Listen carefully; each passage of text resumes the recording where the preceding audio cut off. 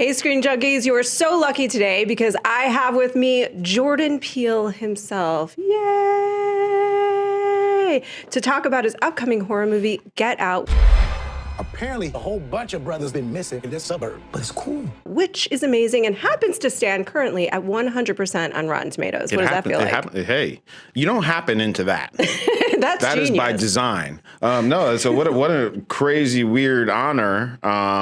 So yeah, let's hold on to that 100. I hope I can hold on to it. I think you're going to hold on to it. That's what I predict. And I pity the fool that gives it anything less than 100 or gives it a rotten, because I'm going to go have words for them because this is an amazing movie and I mean that legitimately. Thank you. I think it's one of those things where it's like people are afraid if they give me a rotten that maybe they're racist. Well, It could be that. Or they are. Or they Debatable. Yeah. But thank you. Yeah, this is cool. We're going to keep this one at 100% spoiler-free because this movie, more than a lot of movies actually that come out, and even horror movies, I've been very careful with people, and I want them to go in and have the experience that I did. I don't know if you feel the same way. That's kind of important that they go in with. The less they know about this movie, I think the better experience it will be. There's a lot of reveals. I've sort of patterned this movie after some of my favorite movies. I talk about a lot, The Stepford Wives, Rosemary's Baby, these movies that keep chugging along and bring these crazy revelations. So I want to set this up a little bit because I have been a lifelong horror fan, and this so brilliantly follows those tropes and then turns them on their head. So I want to, this is a young man, Chris, who's in love with Rose, a fairly new relationship. Right? Yeah, four or five months. They debate. Goes home to meet the parents, right? Yeah. So this is a big moment. Out in the middle of the woods, they're very weird people, and everything goes haywire, right? Yeah. I want to talk about how you constructed the beats, because as I was watching it, I sort of felt the beats. Eventually, I was just lost in the story, because it's got really vulnerable acting in it too. But how you constructed the beats of the horror genre, like, if it was as thought out as I believe it was, and how many times you went back and made sure to foreshadow.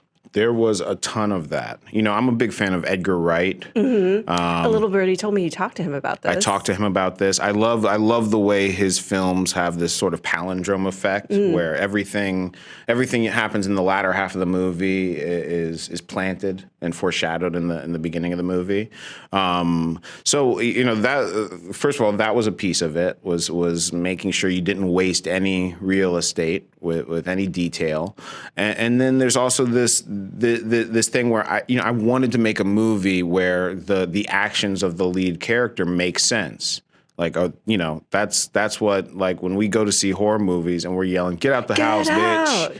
What you doing in the house still? You know, there's a ghost."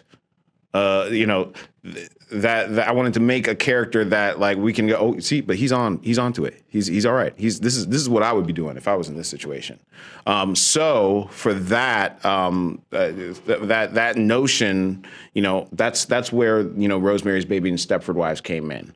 Something a little bit weird happens, but then you allow the character to sort of rationalize it and say, well, this could be just normal, weird, messed up, the way the world works, or is it worse? And then something else happens. Right. Like, is it that they're maniacal, or is it that they're from Connecticut? We don't know. Who's to say? Who's to say? Maybe both? Maybe a little bit of both? Definitely both. It is interesting because it also happens so fast for him, which I think makes it easier. It's over the course of a day or two versus I think it does get more difficult with an extended period of time. And why aren't you getting it yet? That's right. Get out of the like house. if there's a ghost in your television, you should, you know, why is it at the end of Poltergeist they take the TV out? Why? Out of the it doesn't hotel. make sense. Yeah. But yeah, it's you compress the time. The course of this thing happens over one weekend. And, you know, the moment where any rational person would decide, time to leave. I love you, baby, but your family's crazy. Time to leave. He does. Or he tries. Rose, we gotta go. Is everything okay? Rose, the keys. Just get the keys. I don't know where they are. I want to compliment the marketing. I know that this isn't necessarily, I don't know if you had approval on the trailers or not. If you liked it, then yes, I did. Well, I do like it, so you did, because it gives you just enough. And that's so rare now. There's still so much left there when you see the film, which is exciting. But I still think you should go in pretty if you can avoid the marketing and you're already in, avoid the marketing. So I have to ask, and I mean this, I had this conversation with a friend. I said, everyone's now, like Marvel, DC, and Lucasfilm are going to be heading his way and saying, here are the things, what do you want? So what are the things which would you choose? What big franchise are you going to choose to be a part of? None. You look, so. Really? You know, my whole life I've been like, oh man, wouldn't it be dope to, be a part of one of these great reboots or revivals or, the past 8 years I've come up with 4 other scripts in the social horror genre. I think what people love about this movie so far is that they can't see it anywhere else. It's sort of a unique film, so I feel like my responsibility to the world at this point is to keep making original films. Wow, that's awesome. Try to do some elevated horror, fun horror that says something. I think that's what I'm here for. Are you going to step primarily behind the camera now? Yeah. What? I love it. I love it. But what about Keanu 2? John Wick 2 just came out. Yeah, I know. That was, yeah, we could, we could talk, but, to be honest, it's like acting. I'm not a fan of my acting. That's bullshit.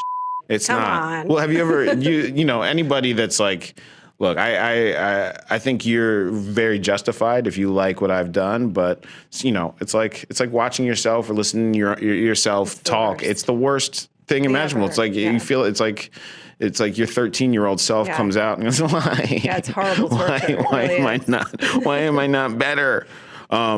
As a director, I can sort of sit back, watch the product, and enjoy other people's acting, enjoy other people's work, and sort of pretend I didn't make the movie. I can experience it more as an audience. All right. Well, as a follow-up and a final question, will there be a Keanu 3? That's a lot of sequels.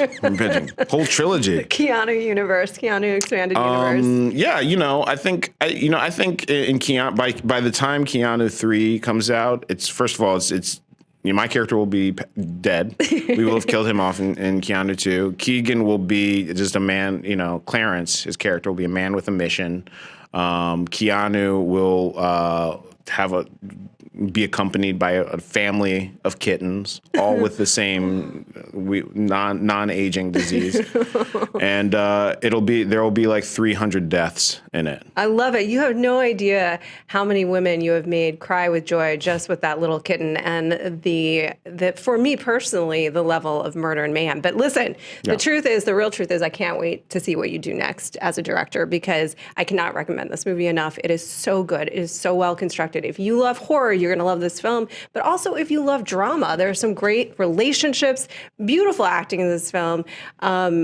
Incredibly well constructed. Go see it on February 24th, and then come back to talk about the spoilers, because man, there's so much to talk about. Thank you for joining us From today. the mind of Jordan Peele. Can you see I'm self-deprecating? Don't do that. Don't undercut the brilliance. I don't know if it's good. Own but it. It is from the visionary mind of Jordan Peele. Click here for more awesome Screen Junkies news and click the logo to subscribe.